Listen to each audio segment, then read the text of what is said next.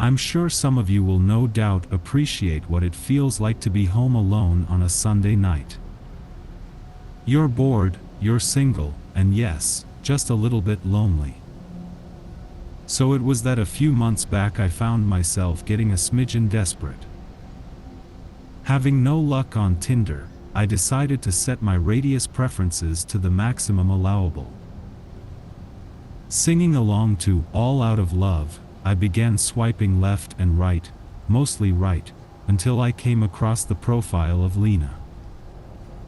Like anyone else in my position would, I figured it was just a joke. Lena claimed to be an alien, whose spaceship just so happened to be orbiting Earth. I'll admit she looked cute. I'm a leg man, and she had several.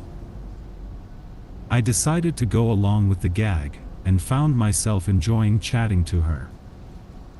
She was funny, charming, and intelligent. I presume she thought the same of me, considering she was forward enough to invite me to her ship. Not knowing how the logistics of that would work exactly, but nonetheless presuming this was part of the joke, I accepted her offer. Lena asked me to go outside, and I humored her by agreeing, hurriedly sending a picture of myself giving a thumbs up in the back garden.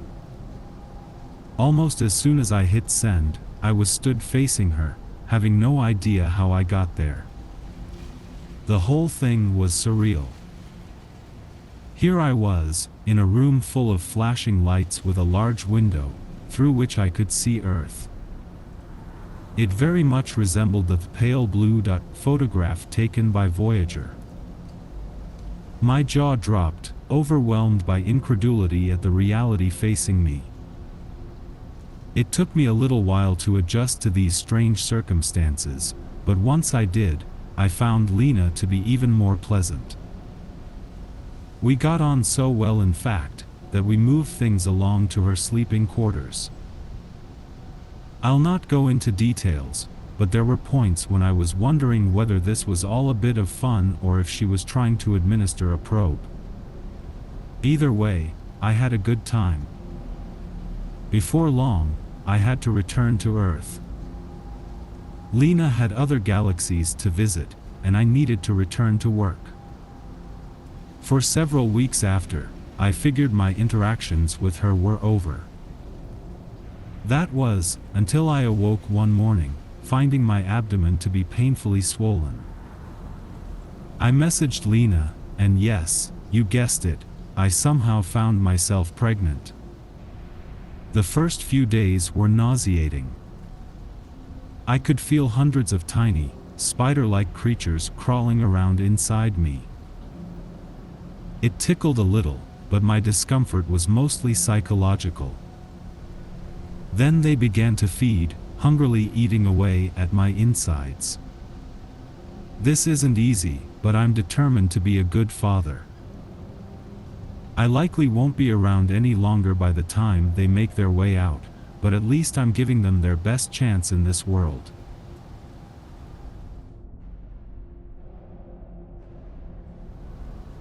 Everything is okay. That's what I tell myself anyway. Nothing is wrong with me at all. Life is good. Sure, I just got out of the mental ward due to a mental breakdown, but that kind of thing happens. The pills make life beautiful. I'm going to school and studying hard.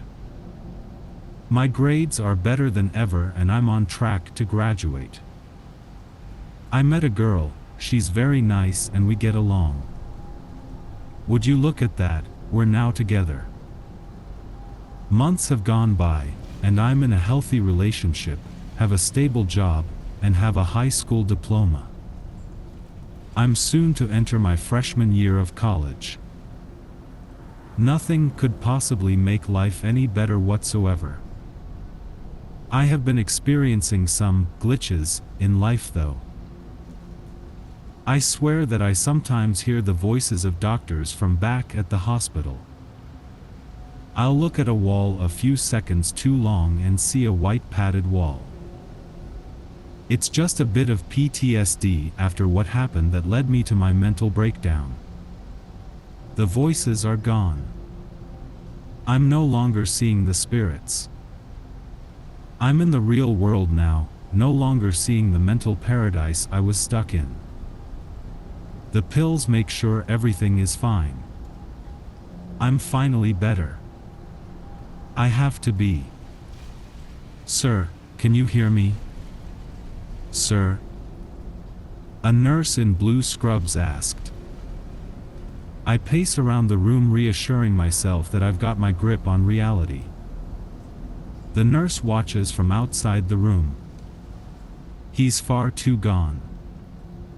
No medication we give him seems to work. I suppose he can't be repaired, the nurse sighed, moving on to the next padded cell. I know I'm still in the hospital. But I refuse to believe it. Reality is too harsh and I don't want to be a part of it. I'll stick to my own reality. At least when I'm there, everything is okay.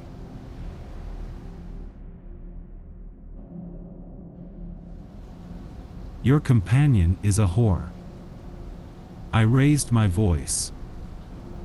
I couldn't tell if he was frightened, but I certainly had his attention. We've spent time together at the club, exchanging glances, stalking each other. We even shared the dance floor once, and then she went home with someone else. Again, not a sound from him, but he watched me closely.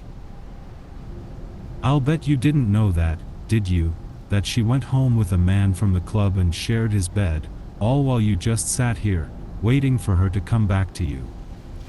I laughed sardonically. You're a sap. Just then a rather large wolf spider scuttled across the floor and stopped right between us.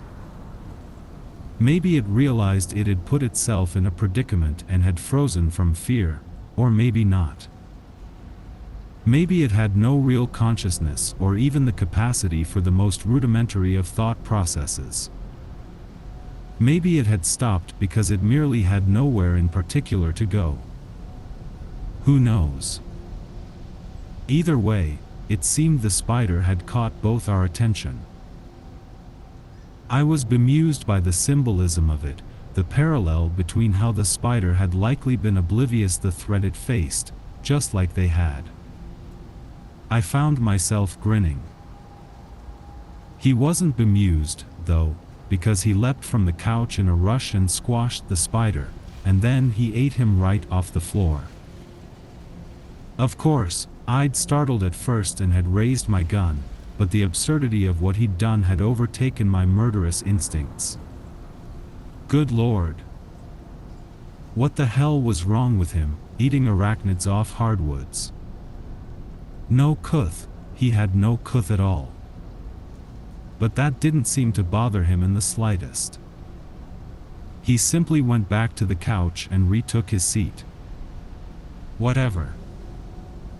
I've been considering what I should do with you, I said rather casually. I'm sure you've figured out by now what I intend for her, and that would make you a witness, wouldn't it? Ideally, and I think you'd agree, I shouldn't leave witnesses, which means I should send you to your reward as well. I feigned thought. But I feel a certain connection to you. I mean, we both love the same woman. We've had this time together while she's been resting. We've broke bread together, well, sort of, and we've been engaged together in this high-stakes, emotionally charged game of life. It's a male bonding thing, I think.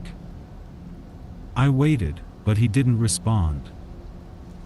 You know, it would help me decide to know what you're thinking. I waited, but nothing. You wouldn't rat me out, would you? Just then I heard a slurry moan from the bedroom. Well, that's my cue, I said, then gave him a long look. I think you're fine, actually. Maybe I'll spare you. He yawned. You're a good boy. I stood, then scratched him between the ears and patted his head. I should go finish the job. Wish me luck.